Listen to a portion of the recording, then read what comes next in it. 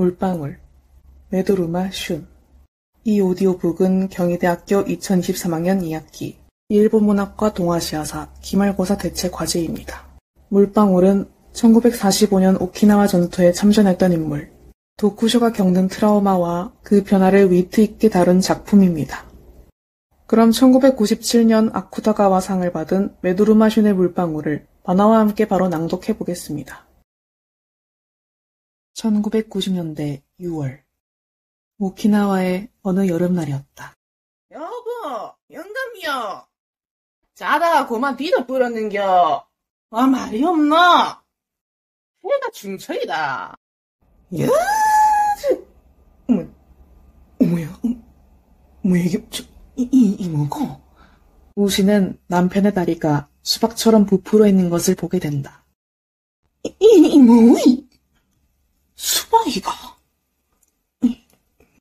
손으로 톡 건드는 순간 도쿠쇼의 다리에서는 물이 터져 올랐다. 수박다리가 된 도쿠쇼의 이야기는 삽시간에 마을 전체로 퍼지고 말았다. 내 들었는겨. 도쿠쇼 영감님이 수박이 됐다 카대. 아, 야, 다리마. 뭐 인간이 수박이 되겠나? 안 거지요! 우리 영감쟁이가 구경거린겨! 이 모습을 방송으로 보내서 관광 상품으로 개발해보자니 어쩌니 하는 소리가 오가는 내내 도쿠쇼는 정신을 차리지 못했다. 어르신, 이거 대학병원 가셔야 합니다. 뭐라카노? 근데 들은 게 있는데 일부 실험체밖에도 안 되겠나? 우시는 의사들을 불신하고 있었다. 그녀는 다른 도리 없이 도쿠쇼의 다리에서 흐르는 물을 양동이에 모아버리며 홀로 남편을 돌보았다. 사실 도쿠쇼의 정신은 계속 깨어 있었다. 우리 유코가 야레비 기다릴 텐데 내가 와이라도.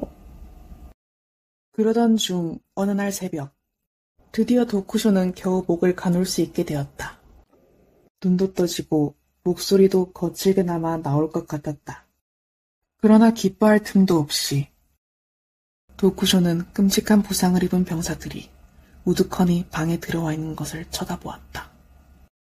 그리고 병사들은 줄을 서서 도쿠쇼의 발가락을 빨며 목을 축이기 시작했다.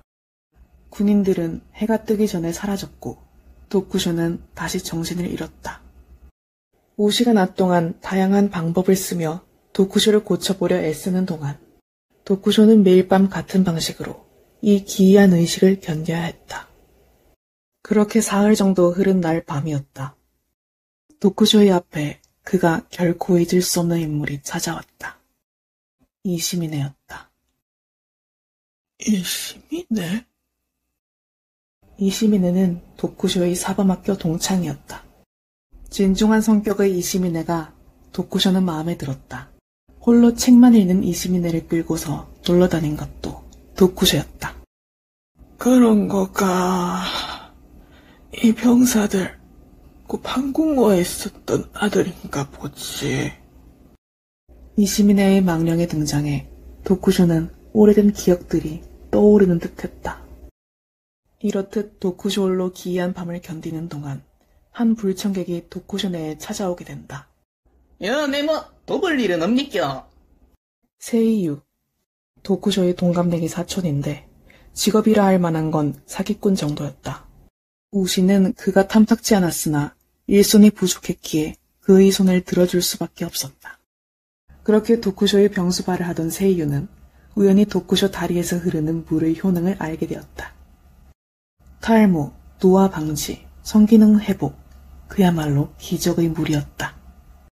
세이유가 도쿠쇼 부부 몰래 기적의 물을 팔아먹는 동안 도쿠쇼의 기이한 밤은 계속되었다. 이시미네. 도쿠쇼는 이시미네와의 기억을 떠올리고 있었다. 50여 년 전, 1945년 오키나와 전투. 패망을 앞둔 일본 제국은 오키나와와 본토 일본인들을 동원하여 오키나와 전선에서 미군을 대응하려 하고 있었다. 당시 도쿠쇼와 이시미네는 이 오키나와 전투의 소년병, 즉 철혈 근황 대원으로 징집되었었다. 군대의 행군을 따라가던 중 이시미네는 폭격을 맞아 큰 부상을 입었었다.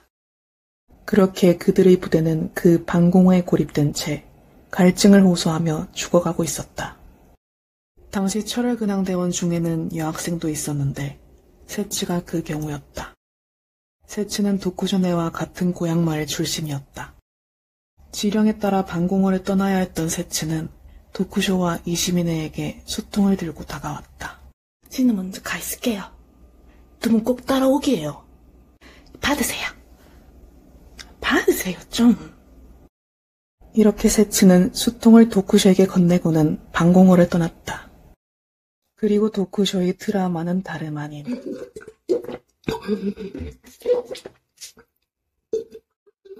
이시미네를 배신하고 홀로 방공호를 탈출한 것이었다. 잠시만요. 여기서 저하고 지랄병이가 지랄병이. 그는 발치에 걸리는 자살한 병사들의 시체에 욕설을 뱉으며 어둠 속을 헤집어 달렸다. 이후 도쿠쇼는 홀로 구조될 수 있었다.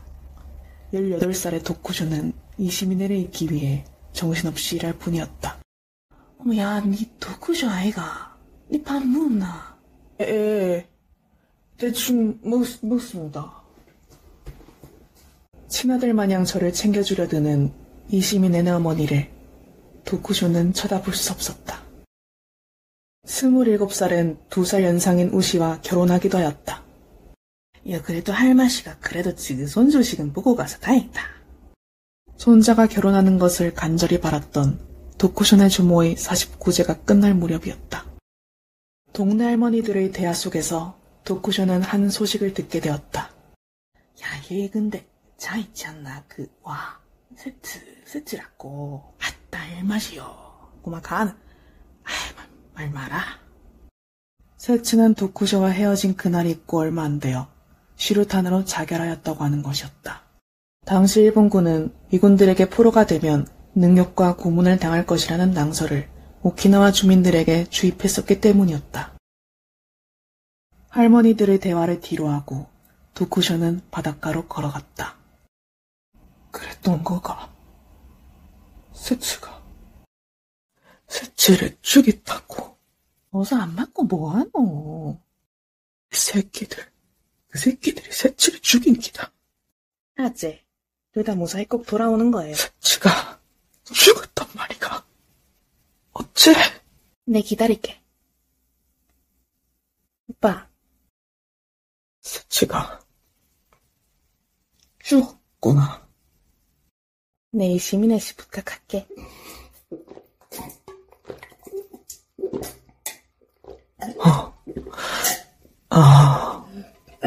세츠가 죽었구나. 그 뒤로 도쿠쇼는 술과 도박에 빠지기 시작했다. 기관과 학교에서 평화교육용 전쟁담을 들려달라고 해서 나간 자리에서는 이시미네와 세치 이야기는 쏙 빠진 심파 드라마를 들려주며 박수를 받았다. 50년간 잘 고민해뒀던 기억 아니었나? 무섭대. 참말로 무섭대. 죽을 때까지 안고 가야 하는 기가 니를. 도쿠쇼는 더듬더듬 입을 벌렸다. 이시미네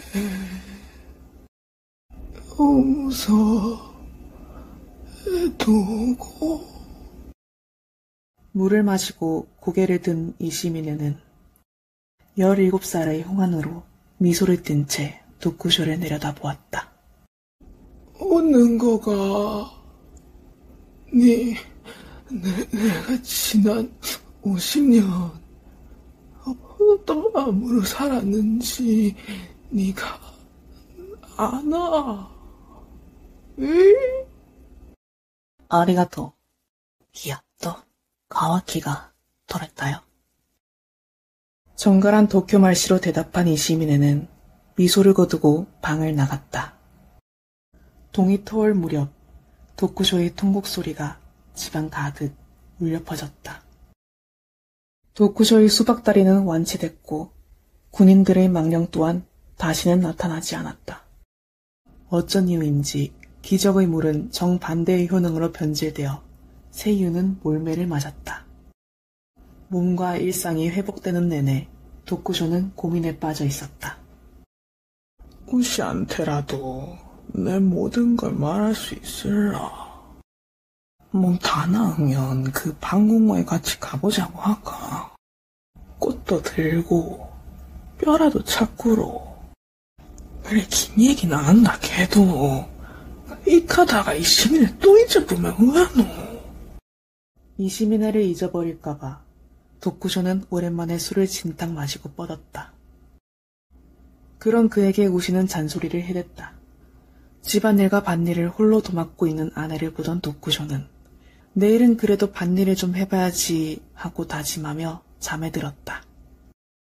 다음 날 간만에 밭에 나가본 도쿠쇼는 발치에 뜬금없이 자리를 차지하고 있는 이상한 물체를 발견하였다. 그것은 자신의 다리에 자랐던 괴이한 수박과 닮은 것이었다. 아무리 밀어도 꼼짝 않고 우직하게 땅에 버티고 있는 열매의 덩굴 끝을 도쿠쇼는 눈으로 쫓아보았다. 그 끝에는 창공을 향해 흐드러지게 피어난 노란 불상아가 있었다. 도쿠쇼는 눈시울이 뜨거워졌다. 끝까지 들어주셔서 정말로 감사합니다. 크레딧을 끝으로 제게 있어 의미가 있는 과제물을 만들 수 있게 도와주신 분들께 감사를 드립니다.